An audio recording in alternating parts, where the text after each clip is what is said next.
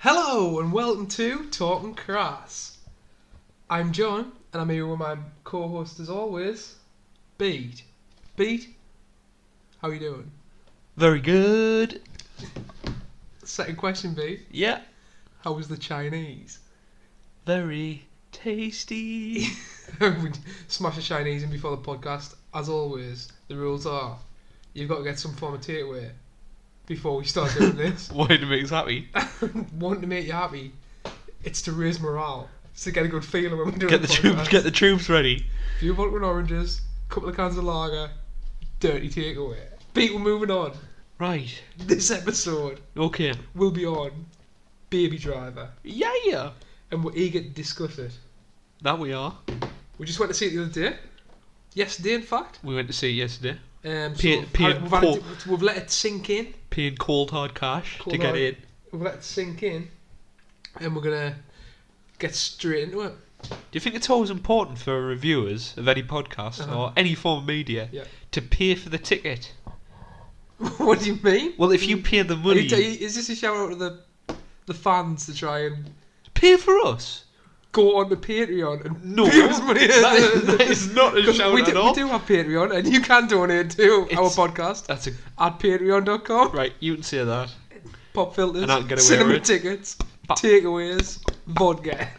Basically, that's what you're paying towards. And you'll also got a chance to win a Talking Crass t-shirt, which we're currently putting into production. Right, why make a t-shirt? I don't know, I think it would be cool. I mean, I think going to the moon would be cool, but it's not reasonable. Anyway, get back to my point. Right. Okay. Do you think it's important that you pay? I'm not asking for people's money, John. Right. Do you think it's important that you pay for a? I'm just pissed off you've shot the t-shirt out the sky straight away. I mean, screw the t-shirts. There's more important things like Chinese. Right. Okay. Yeah. All right. Chinese, a Chinese food. The Chinese as a people. Right. I mean, the Chinese as a people are pretty strong. They seem to like Transformer movies for some reason. Michael Bay. Keeping them afloat. Always? They are, aren't they? They're like them. They make millions in China or something. They're also now forcing modern films to film in China to make more money. So if you look at the new Avengers, the second Avengers film, they just randomly go to China with Ultron. You know the scene with the train? Oh, right. So they've got to go... Yeah. Every film that gets shown in China's got to include China. Absolutely. Really? Well, it raises... it gets more people in the seats for some reason. False. Right. So hold on, what we're talking about. Avengers 2 did it. What else did it? Taken 3. Taken 3 probably definitely did that. I don't think it did. I don't think I've seen that film. Star Wars. They're at the planet called China. No, being serious though. Teenage Mutant Ninja Turtles did it. So there's another Michael Bay film. Really? Was that Michael Bay? Are you sure it's not just Michael Bay films? So it might just be Michael Bay films, who's a hack director who I don't like at all. What? Have you seen the video? That's a massive shout. Can people go to the video on YouTube and watch Michael Bay completely lose it on stage when his teleprompter switch off? He's presenting a new LCD TV for Sony or something like that. Yes. And the teleprompter stops working and he just walks off. It's unreal. He just gets pissed off and just leaves. It's so embarrassing. Really as embarrassing as this fucking podcast. Nothing's that embarrassing yet. Correct. Right, so Pete, we're eager to talk about it, but there's a couple of things got to do first. Okay, no problem. And we'll start off with one of them. Yes. The not necessarily top 5. It's back again. Right, so this week, in ode to Baby Driver, not necessarily top 5, babies in film. Right. Do you want me to start? Do you want me to start? You start for a change, but you hit to one straight. Alright, I'll lead the vanguard for you. So I've got 2. Okay. Right. First one, we'll go you, me. No, me, you. Me, you. Yes, because I've got 4. Okay. Right. First one. We'll discuss them as always. $1 Million Baby. Right. So is it? We're going down this line, are we? So it's not just baby. So it's just. Obviously, is she called Baby? I have no idea. Is I can't she the remember. No. What a film, by the way. It's a good film. Clint Eastwood. Summit Swank, Hilary Swank. Hilary Swank. Unreal. Clint Eastwood, directing. Unreal. I don't like how you said unreal. I don't find her that attractive. But... So, everybody knows. Do we spoil $1 Million Baby? I'm not going to spoil it. No, don't spoil it. Just say it. We'll just... I'd see you show $1 Million Baby. So, the shout is... actual babies? The joke is... Right. It's not babies. I've took it out of context. Right, okay. Hopefully, it can actually move on to proper babies. So that's the first one. Do you want to go second, John? We'll swiftly move on with that bit. Yep. The Hangover Baby. Brilliant, so it's an actual baby. Ah, look at him, he's jacking his little wieners. You butchered that. I'm sorry, I don't do impressions. So that's an actual baby with glasses and that. What do you think of the baby's performance in The Hangover? Excellent. It keeps on changing. If you watch the film closely, what, really? The baby changes like 5 times. Does it? Yeah. I know one's like a pokey out ears. What is it now? No, I don't know. Just pokey out ears. It's got like ears. We can't leave the baby in the closet. There's a tiger in the fucking bathroom. That's a excellent misquote. film before it all went downhill in that trilogy. People hammer it. The Hangover. The first film's excellent. The second's average. The third's awful. A lot of people think it's a frat boy kind of thing. That's not why it appeals to us, because we're two goddamn frat boys. I suppose so. I guess I'm a fratty. Is a fratty a thing? I don't know. Moving on. Yeah, do you want my next one? Yeah, what your second one be? What was my second one? I've just had it up. Oh, it's an actual baby, but not really. So it is Train Spotting. Oh, Christ. Baby on the Roof. That's the most frightening thing I've ever seen in my life. So the lead character, Ewan McGregor, which I can't remember his name, Sparky. Sparky? It's something or a Y on the end. Fuck, what's he called?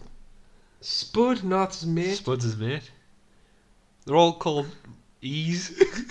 They're all Scottish. Yes, they are Scottish, beat. Yeah. So he's on a come down cold turkey because he's been using heroin to spoil Train Spotting. It's not about train spotting apparently. It's about drugs. It's about drugs, hard drug use. Okay. And he starts hallucinating a baby that's crawling on a roof. Oh God. Should I reveal the plot point of why? No. Baby on a roof. They're in like. Is it CGI or is it practical? They're in a crackdown. Is it practical? He's hallucinating. Because I remember its head turns around 180. Is it a doll? It might be a doll. No, it's definitely a baby. Do you know why it's a baby? I know why it's a baby. Okay, right, we'll move on. Right, Next baby. So you're out of babies now. So technically, not both babies my choices. One's a fully grown woman, and the second's an hallucinogen. Right. So I like where you're going there. Right, but I'll hit you with my second one. Baby. I'm gonna go the baby alien out of Alien Covenant. What we've just seen. Right, is a baby. It's called a neomorph. Neo standing for new. So I guess that's right up there. Isn't all I'm alien classing anything as a baby? That's not adult size. Right. I get you. So it's not. Would it not be a baby? A neomorph, whatever it is. Would it not be a baby when a chest bursts? Not this. Well, this one comes out as a bloody alien, doesn't it? That's a good point. Anyway, the only reason I've shouted is because I want to talk about that excellent scene in Alien Covenant again. What scene would that when be? She's locked in the bloody on blood. She slips off the blood and it's just so good. Oh shit! Spoiler one of Alien Covenant. There's blood in it and a chest bursting. Exactly. What do? There you go. We've spoiled it for you. There's also aliens. God forbid. Right, beat me next one. Bruce Willis. Look who's talking. Haven't seen it. What? You haven't seen Look Who's Talking? Can I guess the plot of the film? Mate, I tell you what you've got to guess. Can I guess you've the got plot to guess yourself back upstairs and watch some videos on Look Who's Talking. That's what you've got to guess. Can I guess what the film... Yes, come on then. Try and guess what the premise is. It's a talking baby. Damn right. Guess whose voice it's got? Bruce Willis. Bruce Willis is the baby. It's a baby with Bruce Willis as well. You're joking me. It comes out and it can talk, but it's got the voice of Bruce Willis. Right, so... So it doesn't... It's a normal baby, so the mouth doesn't move like someone... It's just doing baby things, but you can tell what's thinking. Oh, right, so like... it's sucking on a few tits and like it's got Bruce Willis in it. Right. Like, well, what the hell is I this? get you. So it's from a baby's perspective. Yes. So people it meets, it can't tell that it knows... It's just an old baby. Is it got baby intelligence? Like, oh, look at a red car, there's a big shape. Or is it... Kind of, yes. Right. But in a way where it knows... So, Bruce Willis narrates. He doesn't really speak. He narrates the thoughts of the child. Yeah, it's the baby's thought. Right, I get it. But it's funny. Right. That's the know, whole premise of the film. Aye, pretty much. My God, how do you make a film about that? You need to watch it, mate. It's a classic. Does he witness a robbery, a murder, and he's got to explain to people something bad that's happened? He's just coming out and he's like, put me back in! Put me back in! Bruce Willis, who thought that was a good idea? But anyway, moving on, beat. Should we finish it? Yes. Is this your last one? Aye. Okay. Chucky. Chucky? Chucky, Chucky is not a baby. He's a possessed doll. I know, it's based on a baby, really, isn't it? So your description of a baby... What? Based on a baby? What? Oh, actually, you might have some solidness there. It's in Might have a big girth on it. What's it's in like? It's in pyjamas, are you mean? It's in overalls. What's the overall for babies called? Didn't the magician... Baby grow, not Hold baby on, grow. wait. So what's the overall called? Overalls. The overalls what babies wear. Butt flaps. Dungaroos. No, it's dungarees. What's a dungaroo? That could be another... It's a kangaroo's cousin. That could be a... Oh my God. Anyway, getting back there. Tumbleweed. See you later. Edited out the podcast. Right, okay. And then that kind of wraps it up, Pete. Brilliant. What do you think of that segment? Fantastic. You know what the other show was? What? Top car chases of all time. But it got 6 votes, 3s a piece on each one. It got 3 apiece on each one. 50-50. I roll with babies. What was the other one? Best driving. Can you think off the top of your head any scenes, driving scenes? Driving scenes. 100%. Come on, then watch I was going to say this, but Jack Reacher. Right. This does me head in. There's just a massive load of snot come out. Sorry. So moving on. Cheers, mate. Jack Reacher, right? I've read 11 of the Lee Child Jack Reacher books. Yep. Loved them. Couldn't get enough of them. Couldn't put them down, right? Yeah. Then Lee Child sold out. Made a film about Jack Reacher. And I was like, ideal, can't wait to see this. The cast Tom Cruise. Now, if anyone liked the books before as much as what I did, the main character is 6'4", an ex-military cop, an absolute beast of a man, wisecracking, intelligent. Don't you dare cross him, or he'll pound your face into rubble. Tom Cruise isn't any of them things. None of them things. Who would be your ideal casting? I see Liam Neeson. Liam Neeson I would have took Liam Neeson before Taken, so it wasn't a cliche. It's a bit of a cliche after, but I would have been happy with him. Who else? He's like rugged, good looking. He's not like Josh Brolin. Brolin if he was taller. Yeah, he just like needs someone. Maybe Hugh Jackman. Hugh Jackman. I'd probably take Hugh Jackman. Fair play. How would you tap him now? Older. It could be reboot. Ideal. It needs rebooting because Hugh Jackman. Anyway, I haven't read a book since because the picture is just Tom Cruise, isn't it? You haven't read a book since, or haven't read a Lee Child book? A Lee Child book. All right, good. I'm currently reading the Dark Tower universe, so I might have to go and see that film. Anyway, quickly getting back onto things. His car chase in that scene is tremendous. Really? Absolutely fantastic. I'll watch that. Give that a watch. Any more? It's not really a car chase. Blues Brothers. The amount of crashes in that film. Born. When he's in the Mini. I like that That's one. good. That's that's cool. really good. Yeah, that's a good That's shout. a cool one. Pod race scene out of pod race out of episode 1. I like it. Because that's a car chase. Always. If it's got wheels, it's a car. There's not one wheel in that fucking scene, no. Other than the guy who he's got like the full circle. He gets exploded. Unreal. So last one we can think of is Lost World 2. Jeff Goldblum in the heart of what American city? I don't know, mate. They just come off. They managed to get a full-grown T-Rex over the sea. They do. And get it to like America. And it somehow escapes. It's drinking out of a pool. It's Christ! It goes on. It wreaks havoc for about 15 minutes. That film disappointed us, but I do enjoy the shot of where it's screaming over, like, the concrete jungle, as they would say. I like that. Yeah. So moving on. So they're chasing through the city. Yes. Yeah. Right, Paralleling the same time Jeff Goldblum was injured and he's in the back of the Jeep in the first film. Aye. Yeah. In the drop of gear and just outrunning. Can't it do 60 mile per hour? Isn't that what a T-Rex's speed is? And the Jeep's staying like 30 and it's outrun it. So that wraps up top 5 babies in film, and also a little bit of the car chase in there as well. Any listeners, any followers, hit us up with what you think should be in the list if we've missed any out. Anybody. Anyone. Any baby. Any baby with the voice of Bruce Willis. Anyone. Communicate. Hit us up, yep, if you think you've got anything different to what we think and it hasn't made the list, give us a shout. Hit us on Twitter, SoundCloud. The plugin's coming later. We'll move on. Let's go. Right, so we'll go straight into the true or false trivia section, your favourite beat. Excellent. So this is true or false trivia, taken off our favourite movie database website. And with a couple of red herrings I've thrown in to try and throw a beat off the trail. No, Wikipedia. We shout them, he's got to answer them. Okay. Beat, your first one. Yeah. CJ Jones. Oh, sorry, just letting people know, all of this true or false trivia is off the film we went to see. Of course. Baby Driver. As always. Excellent. CJ Jones, who plays Baby's foster parent, Yes. is deaf in real life. Really? You guess. Oh, true.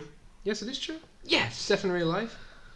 I always forget the fact that I have to answer true or false, and I go, Hold on. He's not deaf, is he? He's blind? No, he's deaf. Is He looks he blind. looks blind, but he's He's deaf. got bright blue eyes that look like they've Shit, glaucoma catalysed.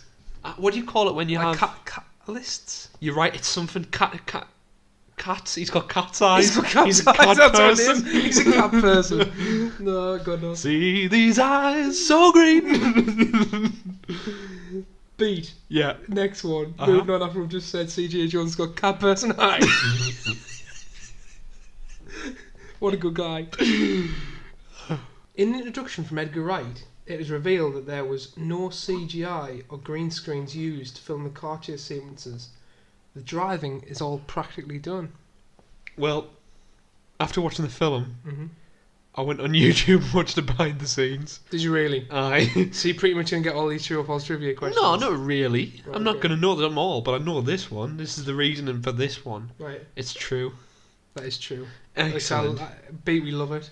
It's also very significant in the film. We're strong haters of CGI and green screen. Not when used improperly. It's When when it's is it? overused and it Thank takes it God. out the film. So going on straight on the next one then. Did Yeah, you nail that sure. one? Yep, nailed it. Right. Baby was originally going to be called General Lee. In an ode, in an ode to legendary car series Dukes of Hazzard. General Lee. Baby was originally going to be called General Lee in an ode to legendary car series Dukes of Hazzard. Right. Now, I don't want to spoil things. That is a possibility in the film, but I'm going to say false. It's false. Well done, me. Well done, you guessed it. Right, the next one. When Edgar Wright wanted Ansel Elgort to be more stern in shot, he used the code words "man driver." What? He taught him the Kubrick look Ooh. by showing Ansel a picture of his phone of Malcolm McDowell in character in A Clockwork Orange, 1971. Holy sugar. So he shouted "man driver" when he wanted to man up, and showed him a picture of Malcolm McDowell in Clockwork Orange. I mean, that's too specific. What's the Kubrick look? I don't know. Oh, People's going to have to check that out, but well, there's some freaky look that gets done. I'm guessing if from that, it's when the Clockwork Orange Malcolm McDowell's character is in the milk bar, and he's just staring up, and it's got that orchestra. What's it called in a church? An organ. It's got that organ music, which sounds a lot like Lex Luthor's theme. You know the theme with Dun, dun, dun. it sounds a lot like that. Got ya. So I'm guessing that's the Kubrick look, which is I can't remember what his character is in Clockwork Orange. We'll put it in the meta tag anyway at the bottom. Yeah, sure. So everyone will get to see what the Kubrick look is. Next one. Wait, I'm going to say true. Alright, yeah, that's true. It's too specific. On the first day of filming, Jamie Foxx watched John Hamm on the monitor and said, "He's too handsome," and then walked away without another word. I want it to be true. I'm going to say true. It is true? Yes! Very good. I mean, anybody on this earth would say the exact same thing. I think that's what I did. What a legend, huh? Have you seen Mad Men? No, but I'm going to watch it. It's on my list. Right. It's on my list to do, mate. What's it about? It's about advertising back in like the 60s, I think. And the morality 70s? and ethics of that. Yes, Right. because they didn't get away with anything back then. Okay. Anyway, moving on. The toy cars used in the heist plan scenes are Kevin Spacey's. He used them in his well-publicised bath of toy cars fetish, where he fills a bath up with toy cars and frolics about. I mean, you had us up until frolicking how.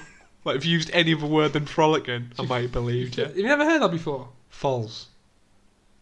Yes, it is false. Of course it is. I mean, He fills a bath of toy cars up and frolics about in the bath, what a guy. fully nude. He's got way too much money. He's got way too much money for that to make it out in the public. I know, you're right. Although it may be true, nobody knows. No one knows. It might be true. I bet that wraps up true and false trivia. Bingo. I think, did I get everyone right? I think you did this. What do I get for that? 21 I'll tell you pound what off you my get. next Chinese meal. You get a $21 Talking Crass t-shirt available soon. Brilliant. I'm only joking. Beat. That wraps up true or false trivia. Mm-hmm. Now, it's time for your section.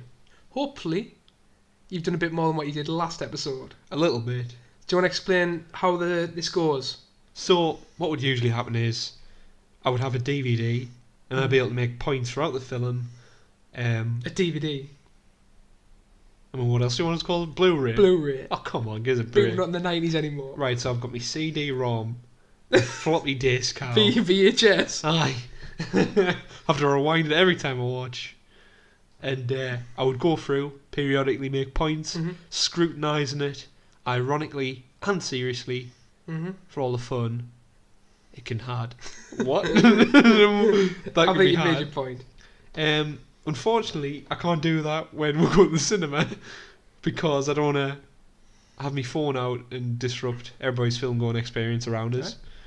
I could also bring a pen and paper in, but that would just look really weird. And you sit next to me, so that ain't happening. You're roped in. I would weed it as you can. Right. So the format Yep. is non-spoilers, We're gonna go non-spoilers then spoilers, and then ratings afterwards. then ratings. All right? Yeah, I'll start off beat. It's written and directed by Edgar Wright Yes. of Shaun of the Dead, Hot Fuzz, World's End, and Scott Pilgrim vs. the World fame. Well, what I was going to say is quick opinions on his previous work. So, Shaun the Dead? We've got to answer this in a question, kind of. Okay. So we'll cover right. it then. We'll leave that for What later. we'll say is though, we're fans of it. We absolutely love them. What I'll say, I enjoy all the films. I can't speak for you. You can't speak for me. What I'll say is, for me personally, Mhm. with the films he's already made, sorry to not bury the lead of what I think of him as a director, but he's in the kind of vein of Nolan and Tarantino, as if they make a film, regardless of whatever trailer they put out or reception, which I wouldn't know anyway, I will go see. I will pay any amount of money to see. All right. So select you really director's like it. work. Right, I get you. Yeah. Okay. So, what I like about it is it's written and directed by him.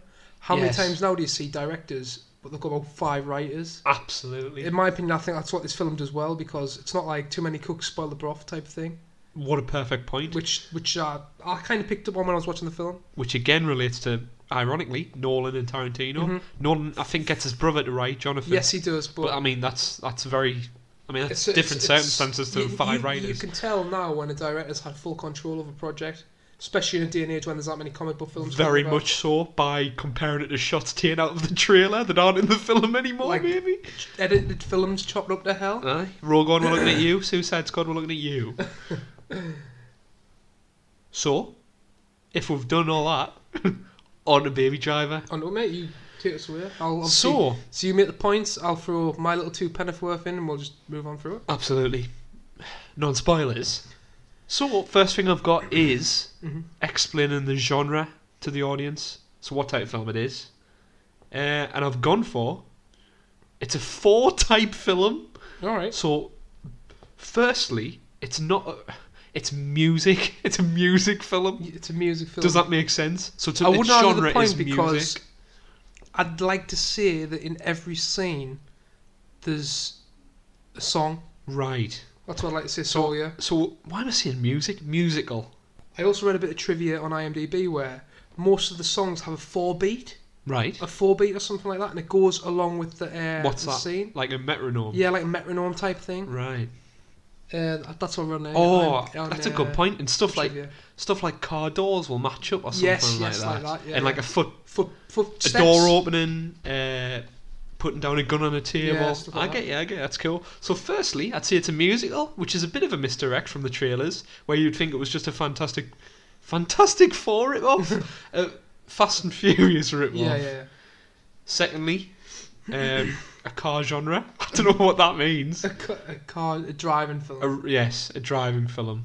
Yeah. A one of your bullets. Mm-hmm. A one of your Fast and Furiouses. A one of your drives. What a film. Incredible. Very heavily influences this film, may I add. So we have musical, a car film. Yeah, a car film. A heist movie. Very much so. And a romance. Very much so. So yeah, you've nailed it. They're the 4 genres coming in. So, yep, that's what you'll be expecting when you come and see it. But what might fool people is, I really didn't expect the amount of music, that like how much it would influence the whole story. What I enjoyed was there's a reason for that, which we'll probably move on to the spoilers.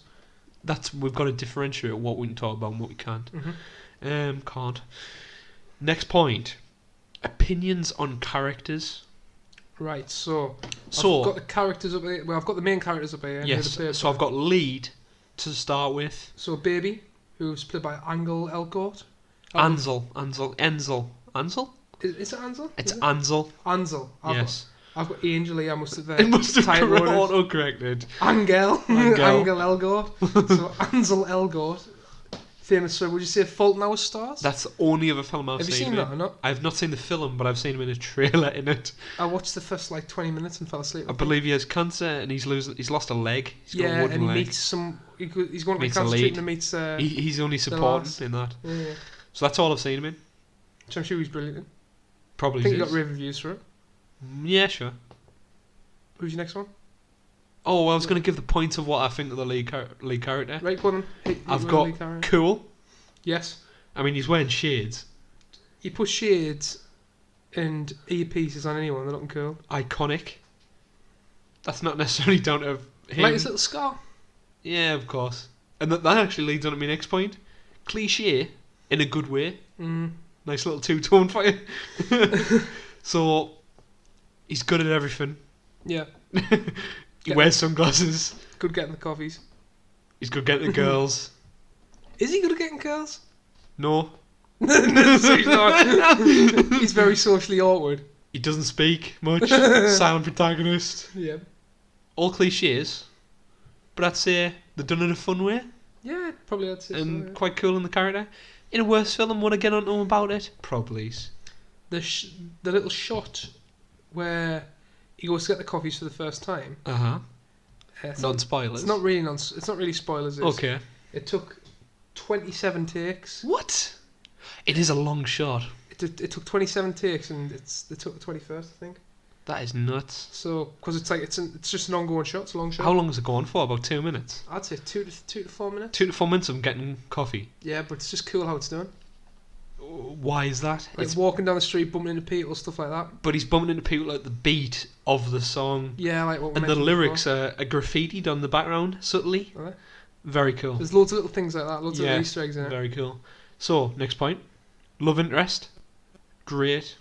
Liked her. Thought she was believable. What's her name? Deborah in the film? I don't know She's what called Deborah, played by Lily James. Lily James of Cinderella fame, the new remake. Is that what it is? Yes, that's what she's out of with Rob Stark.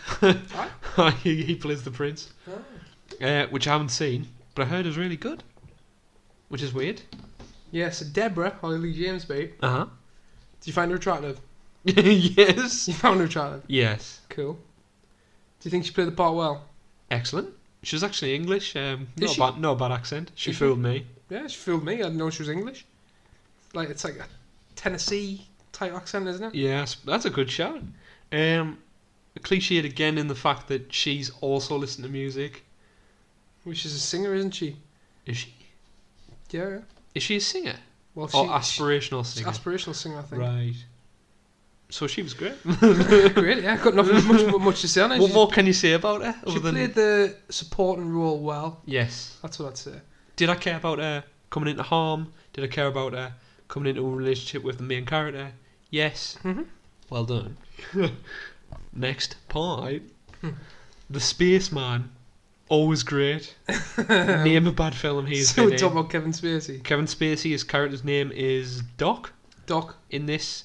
And he plays a ringleader. He doesn't make bad films. He doesn't make or bad TV films. series. Or Excellent TV in House series. of Cards, which I'm watching at the minute. Excellent. I'm sure he's quoted, like a few of his House of Cards quotes made it in here. Really? I'm sure they do, yeah. I mean, he plays the same character in every film. That's the only problem with Kevin Spacey I've got at the minute. He's recently playing a lot of the same parts, isn't he? Yes. Like same characters, kind of. Mm-hmm. I mean, look, Call of Duty, it's just Frank Underwood. Although, it also said in the trivia Mm-hmm. that Jamie Foxx Yes. used to turn up just to watch his scenes, No way. whether he was meant to be on set or not. Jamie He's- Foxx is such a He legend. used to always just come out and just watch Kevin Spacey act. What a hero. I mean, if you're Jamie Foxx, are you going to do that? Of course. You turn up and watch The Spaceman. Because you watch the Spaceman. What a legend. Basically he plays the mastermind Yeah. behind every bank heist. Mhm. So, what do you think Kevin Spacey's best film is, John? It's got to be 7. Good shout. Even though he's only in it for like 30 minutes. See? That takes away. I know, but he makes the film. Is there a better villain than him in film history? Yes, but is it Kevin Spacey? Right, I know what you're going to say. What? Usual Suspect. Alright, I was thinking about True Romance, though. Really? Wait, True Romance? Dunno What's what- True I Romance? don't know what fucking True Romance is. True Romance is a Christian Slater and a hooker. American Beauty. American Beauty, yes. No, it's Usual Suspects, you're right. He's good in American Beauty. I enjoy that film. Yeah, you're right. It's Usual Suspects' best film. I wouldn't argue. Thank you. Give us your best. Give me the fucking keys, you fucking cocksucker bead. Which person? Pardon the language. Which person? Pardon the language. We swear every 5 minutes. Right, come on. Give me the fucking keys, you cocksucker motherfucker. That's one of the Baldwin brothers. I can't remember which one. Swiftly moving on. Next point. So support all good. Mm-hmm. So every supporting character. There wasn't anyone I didn't like. I'm talking about What about slight mention for Flea out of Red Hot Chili Peppers? Flea. Yes. No Nose Eddie. No one knows Eddie Flea. What do you think of that? Really good. I enjoyed that little run to the car. Did you see that when they were running? When they did Oh, the does he heist? drop it back? Oh, we can't spoil things. No, that wasn't him. He just does like a weird like. I'd like to see more of him. I can't spoil things, can we? No, come on, let's get on with it, and then we'll go into spoiler discussion Okay. and hit the shit out of it. So John Barenfall, Good as ever. good as ever. John Hamm. John Hamm plays Buddy. John Hamm. Darling. Isa Gonzalez. Very good. First film I've ever seen her in. I can't remember. Fit. Really good looking. Fit. Plays that whole other half of the romance for Buddy very, very well. At least you're honest. Believable. Car scenes with a question mark. Smooth. Fast paced. Easy to follow due to less cuts. Yeah. Inventive. Mm-hmm. Boom. We'll talk more about it later on. Moving on. Music fits well as opposed to Squad. So I think this is a push by filmmaking companies due to the success of Guardians of the Galaxy. Right. Ever since then, they're like, we need a CD full of great tunes. Yes. Okay? And it feels unnatural as movies are getting pressured into fill 20-track CDs out in a That's what I 2-hour think. film. That's- Every and I scene, hate boom, we that. need new song. Yes. But what Edgar Wright has done is taken this and kind of flipped it on its head by working the film Do you think? Do Do you think the suits have told him, well, if you're going to make this film, I want it to be like a good jive, a few tunes we can make a CD out of. I honestly do. He's written that into the script. I honestly think a bullet point of because any it's film it's now. a hell of a reason why he wears earphones, which will go into spoilers. I think any film made now, any blockbuster, Mm-hmm. has the bullet point of marketable CD. CDs. Yes. Beaton names a quick film that does that poorly. Squad. Suicide Squad. Like, it's the same thing happened there, but what they did was flung a lot of mud at a wall and saw what stuck. Absolutely. And nothing stuck. It's like and they still went with it anyway. Every scene, but the music has no relevance to what like you're actually watching. Cut. It's like, just new song, and it's like a handbrake turn. Like, proper hurts to watch. Guardians of the Galaxy 2, it felt like they were trying to recreate what they did in the first one. I didn't like the music in the second one as much. I liked a few songs, like The Chain. Of course, but it felt like they were trying too hard, kind of thing, a little bit. I mean, not as bad as Suicide Squad by any means. No. But in this film, not to spoil anything, I feel he's taken that bullet point and he's gone, you know what? I'm going to build the film around it. And although it's not the best excuse, it still works and feels natural. I thought it was enjoyable. So, with all them points made, we haven't gone into too much detail. Obviously, you can't do when you're we're on the spoilers bit. We're going into spoilers. Thank God for that. Okay, moving on. Now, right, so obviously everyone, if you have not seen the film, cut through these next, I don't know. Go in the description below, check the times, skip ahead, or just end it, watch the film, come back, leave a 5-star review, you get a free t-shirt. Right, don't get spoilers. So, opening scene. We are introduced to Baby, our lead, the boy. Beat. Yes. We were late at this film. Alright. And in the car we're like, shit, if we're going to miss 5 minutes, because we're just fresh from the gym, sweating our block off. Yep. I was baby driving through bloody where we're going to get this cinema. And we're like, right, if we're going to miss 5 minutes, what do you think it's going to be? And both of us looked at each other and went, it's going to be a car heist. That's exactly right. So we can probably miss that. They're going to set the characters out in a car heist. I said it was either a 5-second introduction to his backstory. Yes. Or a car heist. And you said car heist straight away. Yes. Well, sorry, a bank heist. Bank heist. Including a car. What was it? It was a bank heist, including a car. Bingo. Anyway, we managed to get there on time. Thank God we did. So, yeah, we find out that our lead character, Hansel and Gretel, whatever you call them, Hansel and Gretel, Baby, is working for Kevin Spacey to pay off the debty. He racked up because he stole his car. Right. So, this is his second from last job. And so our lead, Baby, has tinnitus. Was it tinnitus? Tinnitus. Is it tinnitus? Tinnitus? No, it's tinnitus. You say potato, I say potato. I think the American saying is tinnitus. It's actually you say tomato, I say tomato. What did you say? Potato, potato. Anyway, he's been in a bad accident because his alcoholic father beat his mum, was arguing with her and crashed the car, killing both. But he loves his mum, obviously. She was the saviour, she was the singer. Yes. And that's what got him into his love of music. But also he listens to it because it takes away from the tinnitus that he keeps hearing. The tinnitus, which is ringing in his ears. Yep, so the songs distract him from that. That's why he listens to music. So there's a better reason already for why he's actually got an iPod. Also, it helps him time the amount of time it takes for the gang to rob a bank.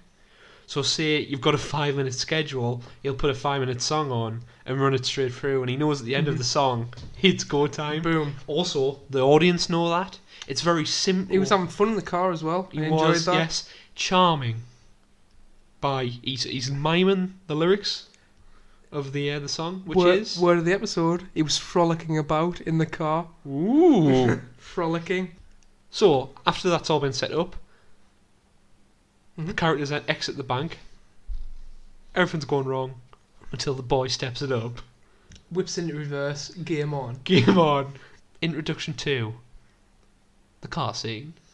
Which for me, I'm glad we didn't miss it because I thought the first 15 minutes of this film were absolutely excellent, including this car scene. So the points I've made are creation of momentum, fun, in brackets, John Bernthald's character points to go forwards, Baby reverses. Yeah. That was really good. I enjoyed how like he was driving with his earphones in, Yes. and they were just like swinging about they the don't back have of a the car. clue what's going on. They're trusting them. They're not going like crazy, Yeah, but they're yeah. kind of on edge a little bit. Aye.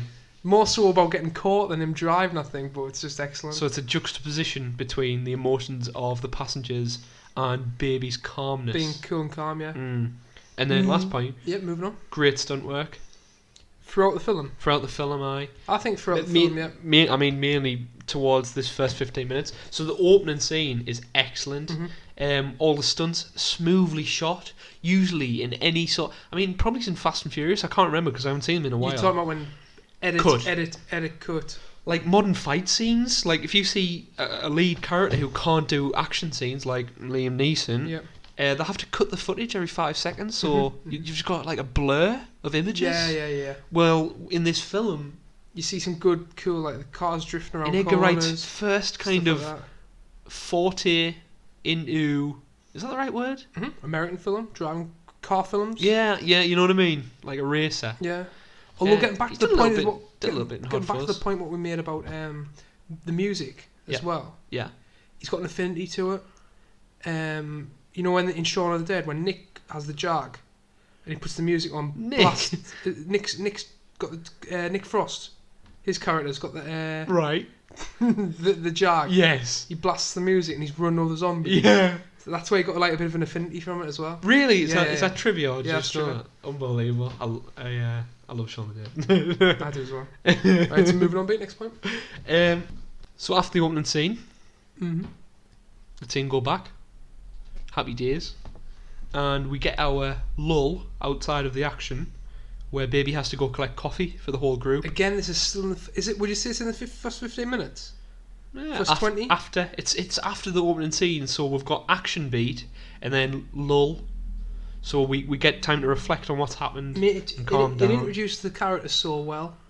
As in them dancing about the streets going to collect coffee. Mate, you want to see more of him.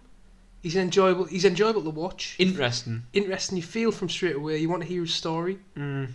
It's hard to do that, especially when you're in a film and you've got 20 minutes to do it. Yeah. Well, you have to... And it progresses over the film. You find out more about him as it goes on, but you need to have that want to care for him. And it sets up perfectly. I suppose the quicker you can introduce the character and start people caring about him, the more interesting the film is, because you care about what happens. You also see, like, that he's a bit of a... musician. No, I was going to say doormat. Doormat? Yeah, he's a doormat? Walked all over. Alright. He's the young guy who goes and gets the coffee. Which is funny because he's got, obviously, the most talent out of everyone. Exactly, yeah, right. definitely, yeah. So what the point I've made is he begrudgingly gets coffee, which gives him time to reflect on his criminal life. So certain things, you get a little shot of him seeing the violence going on inside the bank, and he doesn't like it. You can see it affects him. So obviously we're getting info of his ethics and morality. He's there for a reason. It's not because he enjoys it. Not at all. It's because he stole a car, which is bad enough. But who's as a child, it was probably a mistake. Next point. But then, to be fair, he looked like he was enjoying it when he had the first chase. He did, didn't he? He was singing along, wasn't he? So that's where it goes a bit like that's something I picked up on. A bit of a confliction. Yeah, he starts off and it looks like he's contradiction. He starts off and he's like really like enjoying being there. Right. When later on in the film, it's quite clear to see that he's being used and he doesn't want to be there. Do you know what I mean? Like he doesn't, unless that just happens over time. The more heists he does. I mean, how many heists has he done up until that 23, I think he says. Really? Aye. Jesus. Rich man. Moving on. So next point was we find out that he's in debt to space. The spaceman. The spaceman. Doc. And his backstory. The point after that, we meet Baby's adopted parent, black deaf guy, Joseph, who we've mentioned previously. Straight away, you knew this was the guy that is going to get hijacked. Right. And pulled out of his flat. But the cliche would be that he'd be killed, really, wouldn't he? Because you can see how much Baby was looking after him, you know what I mean? Yeah. Again, that makes care more. Definitely, it's just a fun to watch film. It shows his funny side when he's doing his sign language. It's good because obviously he's a totally different character at home. Yes. Than what he is outside. Absolutely. It shows him how to be a bit of an introvert, I think. I wouldn't say introvert, I'd say... Oh, he's a bit socially... He's got a bit of social anxiety. I just say it. He said he never speaks as well when he meets the girl. Yeah. He tells her It's the most I've ever sported here that I have in a year. Right. Do you know what I mean? Right. Next point. Next point. We're introduced to Deborah, The girl. the love interest, Yeah. who, when going to try and get the coffees for the gang, he sees out the window and tries to find her, but can't. I thought it was her. It is that girl. Isn't it? Is it? I think so. Yeah, I thought it was her as well. We find out that his mother used to go to the cafeteria. That she works at. Yes. So that's why he goes there. That's why he goes there. You know, give him a bit of reason to it. I also going back as well when he after that coffee scene, when he's about to go into the building, he looks up and that's when it hits you with the title of Baby Driver. Yes. And there's like a yellow track going all the way up the building. Uh-huh. There's a lot of that throughout the film, little nuances and stuff like that, links to driving and little Easter eggs, stuff like that. Because obviously the building looked like a road all the way.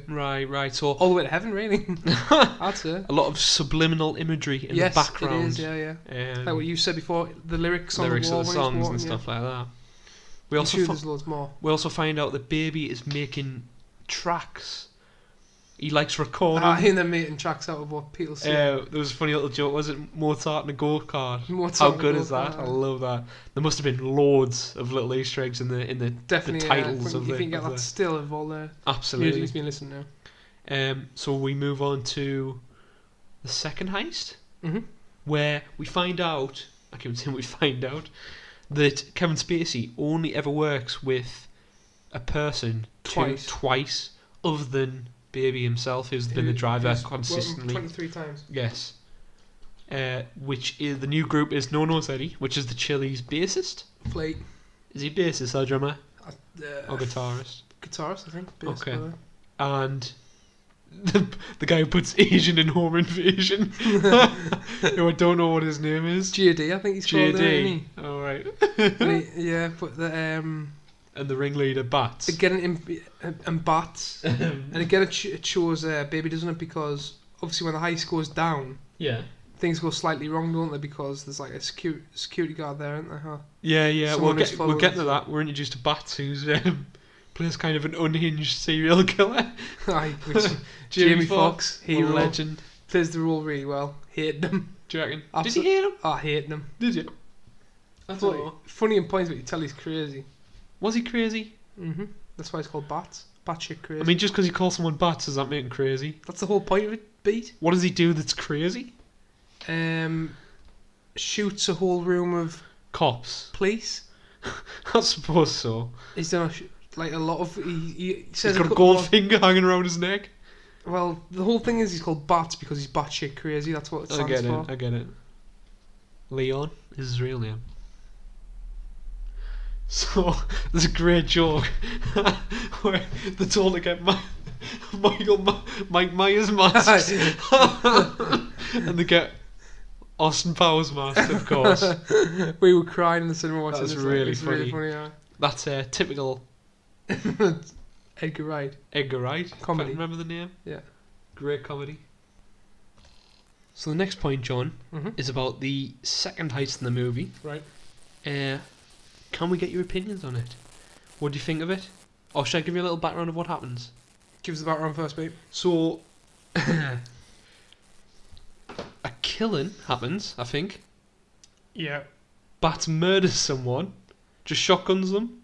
Yeah. We can obviously tell Baby's visibly distressed by this. He's like, what the hell's going on? And an ex-army vet chases them while they're escaping. So there's a good little car chase going on there. Very good. You see when he ramps up the wall and goes past. Again, class. All practical. To get away, like, makes it decent, like Dukes of Hazzard style jump down onto the motorway. Yeah. The guy tries that and obviously totals the car. Yeah. Before that, I think the fighting, and it's the first sign of where you see that Baby's not really into the whole thing because Bats is about to shoot him. And Baby like reverses in the car and stops him from doing it. Yeah. So you get to obviously see that he's there because he has to be. Yes. Not because he wants to be. Absolutely. He doesn't enjoy killing. Yeah. Next point. JD is killed. Yes. So the invasion, Asian invasion, messes up during the heist. Yeah, he's like shit. Like drops a bag. He drops a shotgun. Yeah. And which leads him to being just murdered. Like, you fucked up, JD. Yep.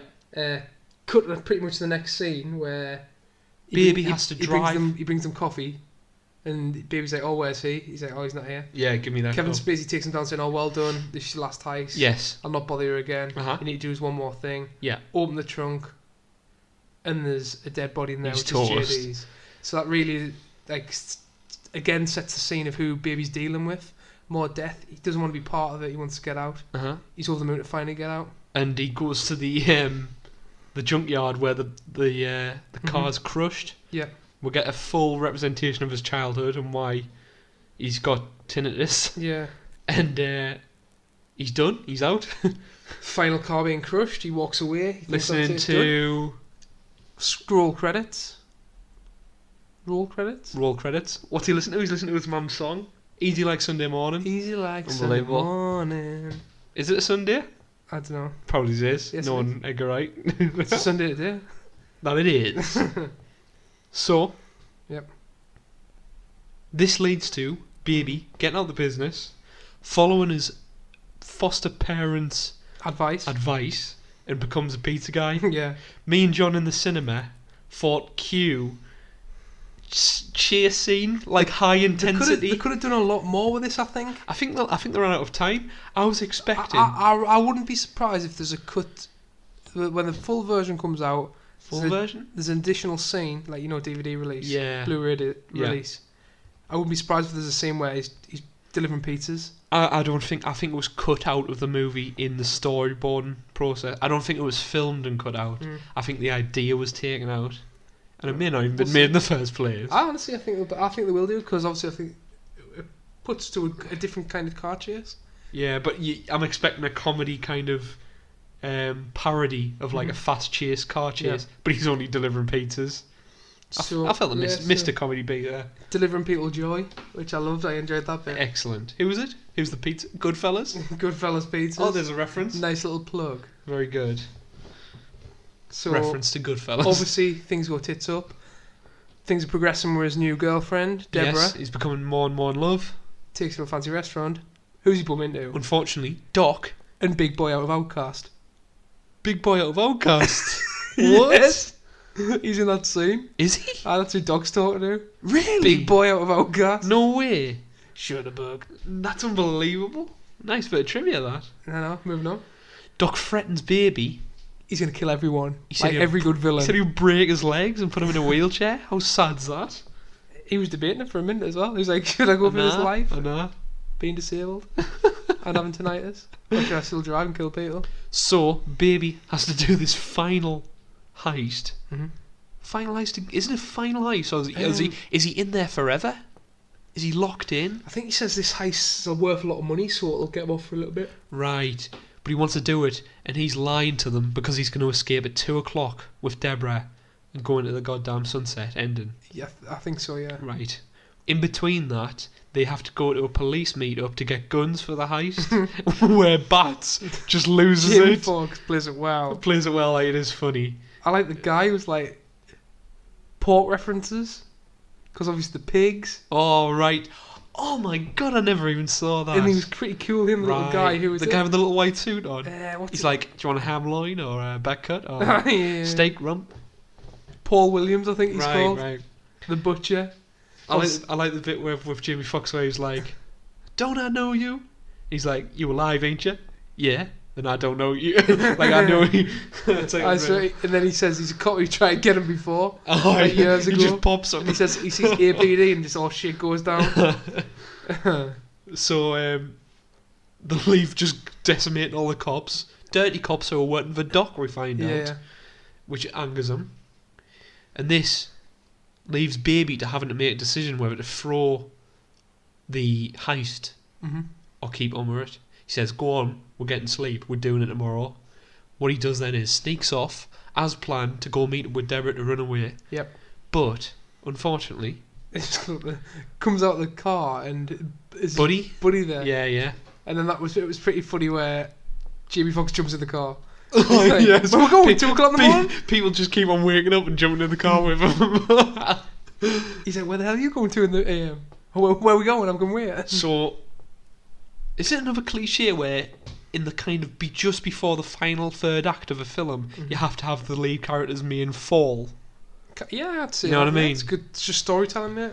So that happens, and his foster parents robbed, and he disappears because Jamie Foxx turns up in the wheelchair. Yeah, aye. And they find out Baby's been videotaping and remixing all the songs. Now, did he just do that just because he thought it was fun, or was he doing that to actually gain evidence for the cops? I kind of thought it was a bit of evidence. I thought that was going to go that way. I think it was just for fun, just for the crack. I think it was, aye. Anyway, so they confiscate all the tapes. Mozart in a go-kart. And they take the piss really, don't they? Aye, so aye, looking at him weirdly like, what the hell's going on? So he gets pulled into doing this heist, doesn't he? Yes. So then we go into the third heist. Next point. Final heist goes wrong. So, before this, they prepare to take over the heist. Docs sends Baby in with his nephew, which is really funny because he's got PSP or something like that. And Davy's like struggling to think of all the cameras and look at all that, and the kid's already done it for him. Just really good humour by Edgar Wright, as per. Final heist goes completely wrong because Baby won't do it because they come out. It doesn't go completely wrong. They get the bags, they get the bills they need. Yes. They come back into the car. Bats is about to shoot that lass who we met previously. Who's a canny lass. Yeah. And he just thought, by this point, Bats has been on his back for like a day, and he's just ready to kill him anyway. Yeah. So all of his previous kind of experiences has added up to him just thinking, enough's enough. I'm sick of people dying. Yeah. And he floors it into a fucking pipe in the back of the van. Straight in. That's him. Just barge pulls him. That's him dead. Does his car get wrote off there? And he's got to run. I mean, he can't move, can he? So he gets out. So he gets out. Really nice, cool, running chase scene. Which is quite nice because... And it's uncut as well, so the actors must have been blown out the pretty... I know. Must be knackered. You also think... It's fun that he does a car chase on foot. Do you know what I mean? Yes. Like, that's a nice way to spin it. Who's in the back of the car? Darlin and Buddy. Aye. Darlin and Bud? Yes. Darlin and Bud's a mate. Mm-hmm. They just nick off. Baby's absolutely floored it. They're trying to chase him, they're trying to catch him. But they're carrying like 2 guns and 2 bags full of money. So, very nice scene. Love that. Really fun. He keeps on swapping sunglasses. That pissed me off. What? The fact that he was swapping sunglasses? Why did he keep the sunglasses on that were like... But you would just take them off and throw them? Here's one for you which I've just thought about. I feel it's like, you know, in a car chase where you'd have cars, I feel like his sunglasses is the metaphor of him crashing into a wall and he is robbing another car to escape in. So I feel each pair of sunglasses is a change of vehicle, which it sounds weird, but metaphorically speaking, do you know what I mean? I'll roll that. Which kind of beat. This podcast is all about thinking outside the box. That's my opinion. I'm all for it, beat. There's no wrong answers. Thank you very much. There's only wrong questions. So after the final heist's gone wrong, we've had the car chase without a car. Unfortunately, this leads him to Darlin gets blown up. Just gets nailed. Cue the next big bad villain who was kind of helping them out. Yes. Throughout it. It's a bit of a change. He's been, what would you class him as? A father figure, really, isn't he? Oh, he's just been in it a while and he's telling him to get out, really, isn't he? Yeah. But obviously he can't.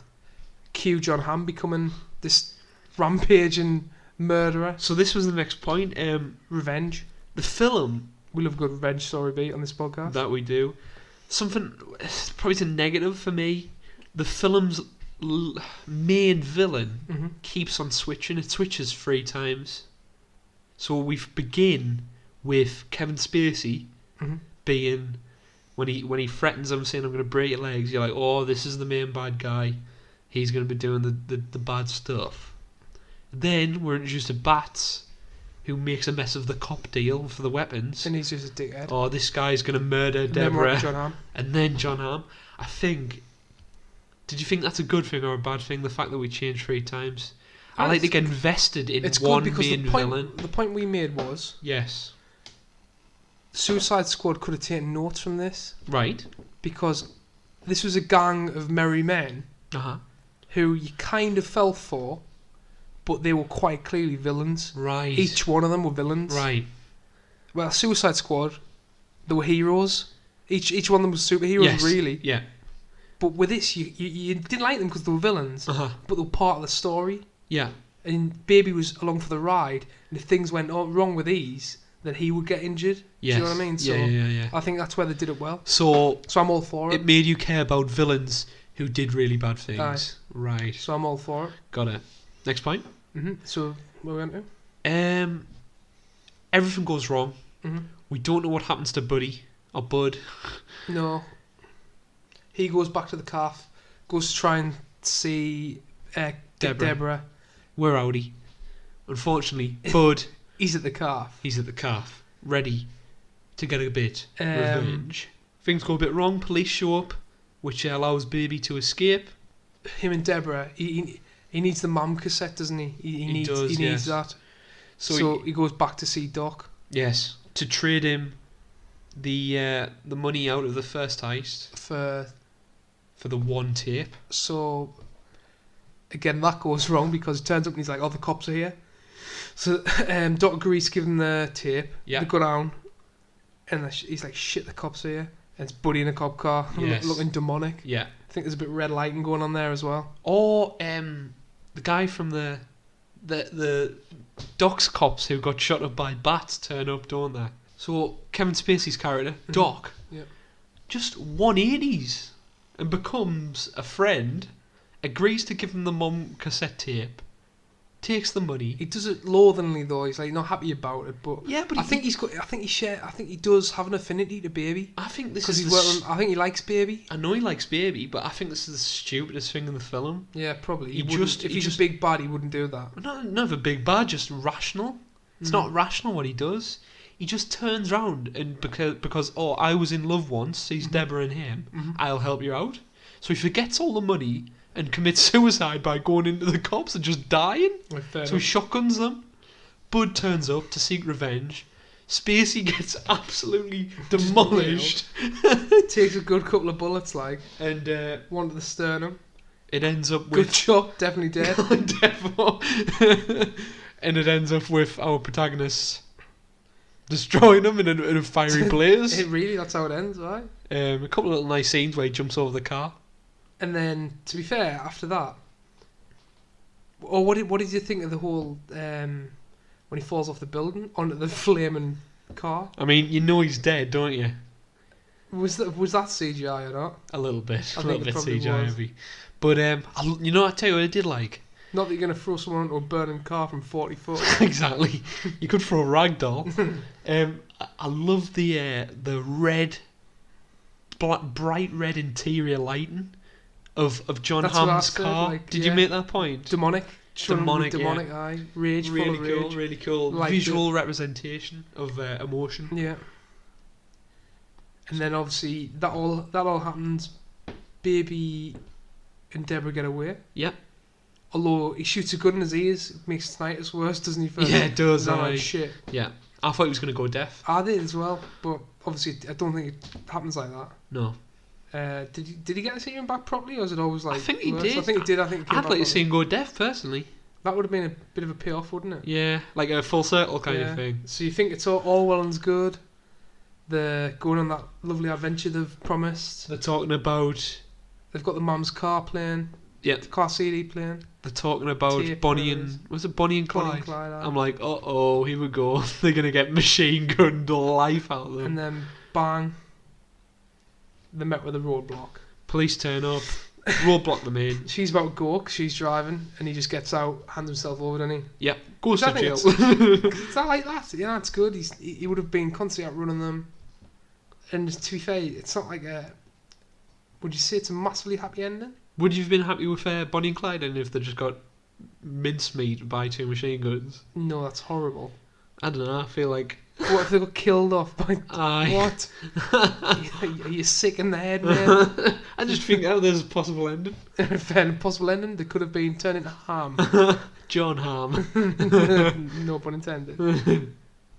No, but I hate that ending. I'm quite happy. Okay, I'm quite happy with with the him going film to jail. I'm quite happy with him going to jail. 'Cause Okay, we've okay. always said any good film has a bad ending. This has a positive A one. sad ending. This has a positive one.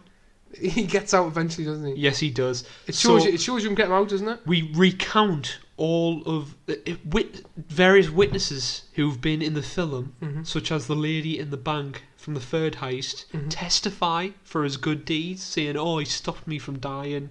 Who's the other witnesses? Yes. You know what I mean? His Or the father-in-law. lady he gives a handbag back to after stealing the car. Father-in-law. Father-in-law says he's a good person of good faith, good So he gets heart. what does he get? 25 years. He gets 25 years, but 5 years and 5 then with parole. So he gets out after 5 years, and Sunset End. Sunset End. Mom cassette tape on. What's the song? The same one out the junkyard. Easy like Sunday morning. That's it. Love it. And we drive into sunset. Happy days. It's a beat. Yes. That wrap your point up. We've got anything else to say? No, nothing else to say. Straight into ratings then. We can do. Do you want me to go first? Or Yes. Right. Beat. This film has got mass praise Right. by a lot of people and a lot of critics. I've seen 9 out of 10s being spouted. Right. I've seen massive ratings for it. Yes. I enjoyed it. I think what it does well, it's shot really well. There's a lot of long scenes. Yes. It's all practical, a lot of practical stuff. Yes. Like the characters, was engaged in the film. I thought it was a little bit slow in the middle. I think the weakest part of the film is the middle. Right. But what I loved was the first 15 minutes. Uh-huh. It's one of the best 15 minutes I've seen in cinema in a long time. Straight into a car scene. It was enjoyable, and then it led into that coffee, the same way he goes and gets the coffee. Right. What I believe is, honestly, it's a good film. Right. But I think it succeeded in a time where very good films that aren't comic related are few and far between. Sort of original properties. I think one of the reasons this is doing so well at the minute, Yes. because we haven't had a film like this in a long time, where it's just a fun, go to this, shot well, go to the movies type of film. You know what I mean? Alright. This is my opinion. You've got your opinion. Okay. I enjoyed it, but would I say it's an absolute classic? No, probably not. I don't think. I personally don't think it's due the ratings that, like a 9 out of 10, a high end film. Okay. So what I'll give it is a 7 out of 10, Right. which for me is a good rating. Yeah. I thought it was an enjoyable film. I thought it was class. Okay. I'll probably watch it again and enjoy it again. Right. And it's probably one of them films where if you watch, the more you watch it, the more you pick out of it, the better the film gets. It's no true test in time itself. Exactly, but did I enjoy myself? Yes. I'm giving it a 7 out of 10, mate. That's my final rating. Right. So I'll probably overlap with points you've made. Yeah, of course. But for me, positives. The pacing. You loved it. Oh, absolutely. You loved it. Absolutely loved it. I'm trying to think of a better film I've seen this year. I thought Wonder Woman was better than it. I enjoyed Wonder Woman more. Not for me. Anyway, getting on the positives. Pacing. Yeah. Structure. You always met with an action beat, and we're given time to reflect. Mhm. Then action beat, given time to reflect. Yep. Cliched, but I really enjoyed it. You know what I mean? Yeah. I enjoyed the cliches. I thought it worked well. I think it's tongue in cheek. Cliches, really, isn't it? Yeah, maybe as in very intended. He knows. Yes. I think what Edgar He Wright plays always off gets the, well. He plays off the cliche. It's like breaking the fourth wall a little bit. Mm-hmm.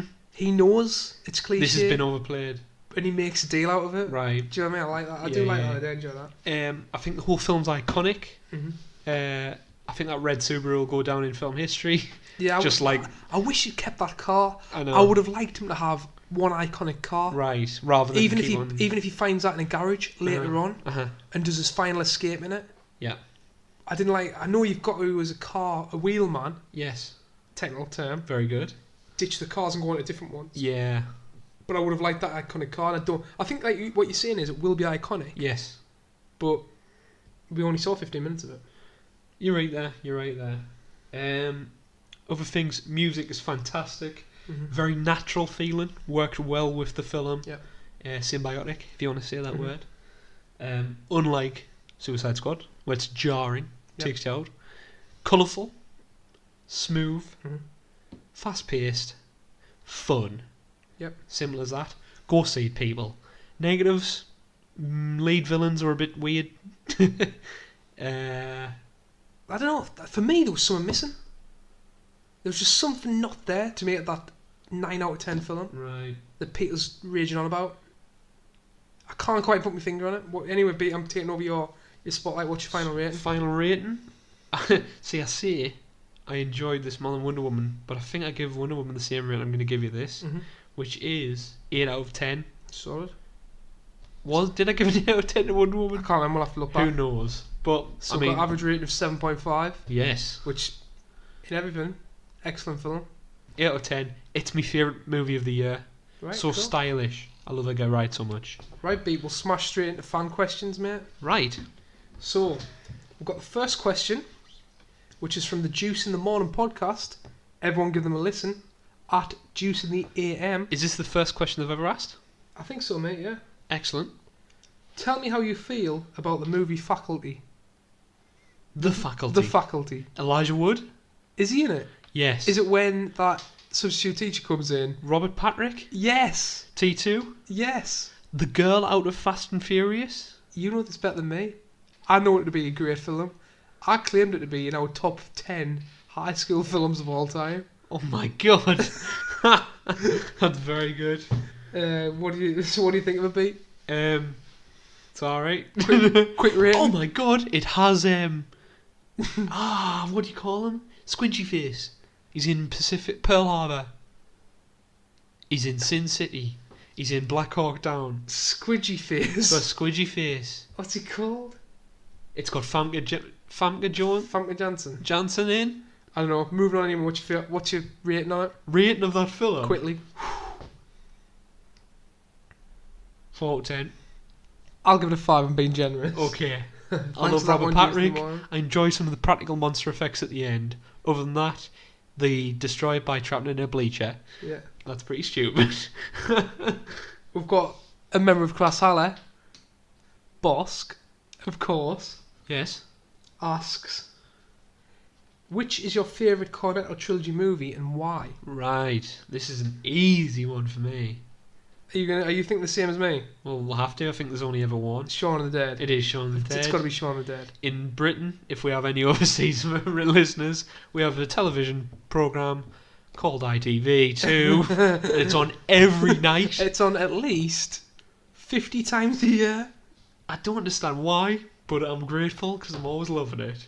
Dooga-dooga-dooga-dooga-doo. Ooh, white lies flowing through my mind. Loved Hot And Fuzz. all the time I think of you.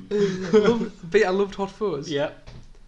But a little part of me soul and heart, Aye. The World's End, probably is his weakest film, I'd say that as well.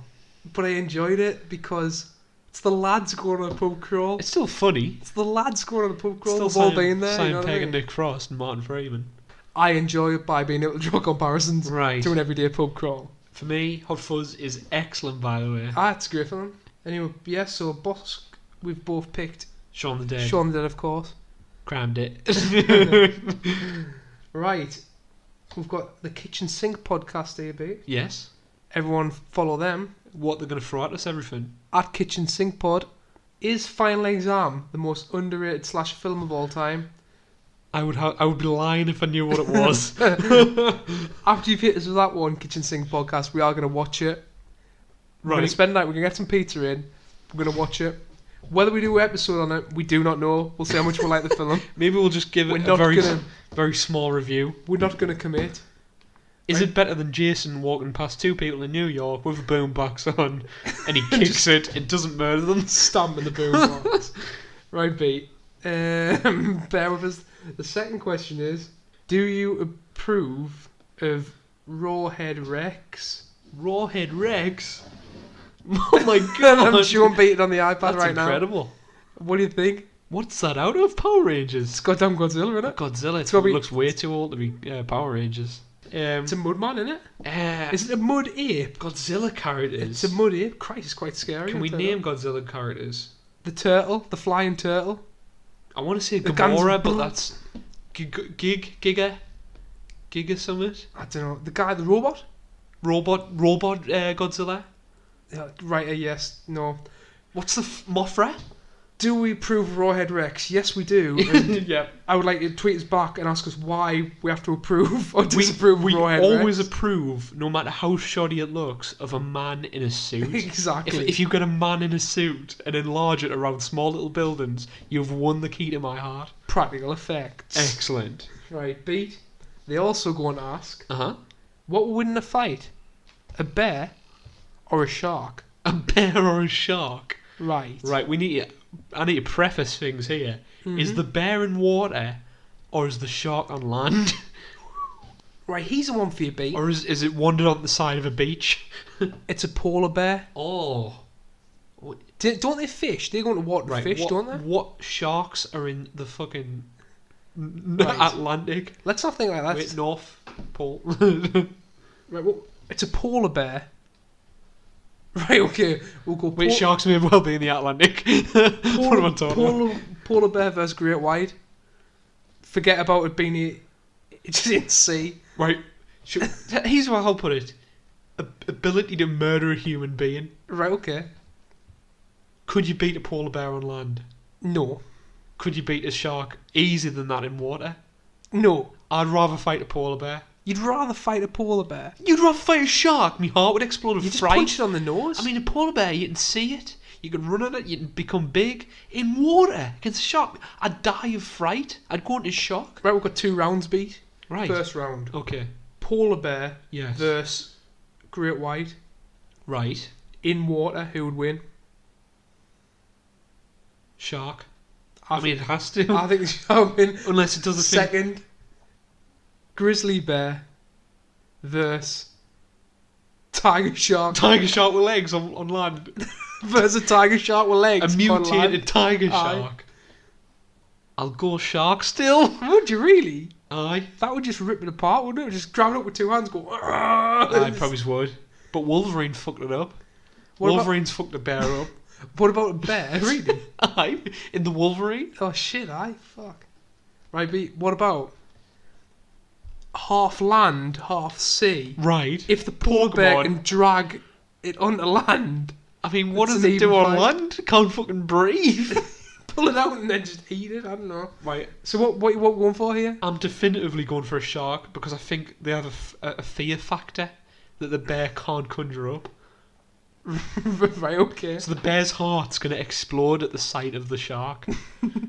It's a bear. We just think food. I know, but I like how you've been my own special dust on Okay. this. Like, Fans, get in touch. Let us know what you would think would win, a bear or a shark.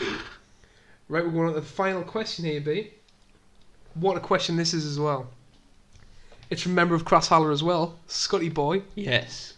Scott's asked, if you could remake any film, which would it be and why? Who would play the main characters? Do you want to start us off, babe? I'll start us off. Come on then. So the film I would What a remake, question, by the way. It's a great question. The film I would remake Mhm. is Star Wars Episode 1, The Phantom Menace. Okay. Right? Obvious reasons. Right. Absolute train wreck. Horrible film. Nobody reined George Lucas in. Where were you, Spielberg, when you need them most? What would I do? I would set it at a complete different time. Okay. I don't like seeing Darth Vader, the most menacing single villain Uh-huh. in cinema history, as a goddamn child. So you would 3-year-old. pick up where he was like a teenager learning his Even trade. a man underneath Obi-Wan, Just learning his trade. just about to turn. Probably is about That's a good idea. 3 year away. And I'd recast, obviously, Anakin. I wouldn't put in supermodel. Who would you cast? Supermodel Hayden Christensen. Who would I cast? Adam Driver. Holy crap. I'm joking. Who would I cast as a young Anakin Skywalker? You've got to think when the Phantom Menace was made, it was 2003 or something. That's a really good question. I just don't know the answer to. I mean, first off, Yeah. not casting Anakin Skywalker because it's too hard. Right. Okay. I'm going Mads Mikkelsen as a young Emperor Palpatine. I'm not against that. Is that because you're watching Hannibal at the minute? It is, yes. Okay. That said, Ian McDermott is easily the best decision. Easily. I mean, he played him. Who would you have as Qui-Gon Jinn? Qui-Gon Jinn? Instead of Liam Neeson? Instead of boring Liam Neeson, a person who doesn't have to be in the film, who everybody likes for some reason. We're going for a master of comedy. Bill Murray. Bill Murray, dressed up as a Jedi. Bill fucking Murray. I know who you'd cast as Obi-Wan. Who? Hugh McGregor. Oh, you can't change that. Perfect casting. Perfect Don't casting. change it. So there you go. Right, I'm happy with that, Pete. That's the worst. I cannot. Alright, Pete. I'll have a little think about this. Have you seen the film The Running Man by Arnold Schwarzenegger? Of course I have. Not by Arnold Schwarzenegger, with Arnold Schwarzenegger. Jesse Ventura. Right, okay, Pete. I'd remake that. But I'd remake it in a world where everyone is obese. What? It's a futuristic world, mate. Everyone's eating the finer things in life. Right. So if everyone's obese, it's an even playing field. Right? So are the running men, you know, the bad guys, are they obese? Everyone's obese. Everyone. It's just fat, obese, Right, futuristic. Freeze man, or whatever you The call Running him. Man. Right. It will probably be called The Wobbling Man. Brilliant. Okay. Is that I'd replace Arnie Schwarzenegger with friend of the show, Jonah Hill. I don't think he's friend of the show. Penguin. I've just mentioned him as the Penguin. Right.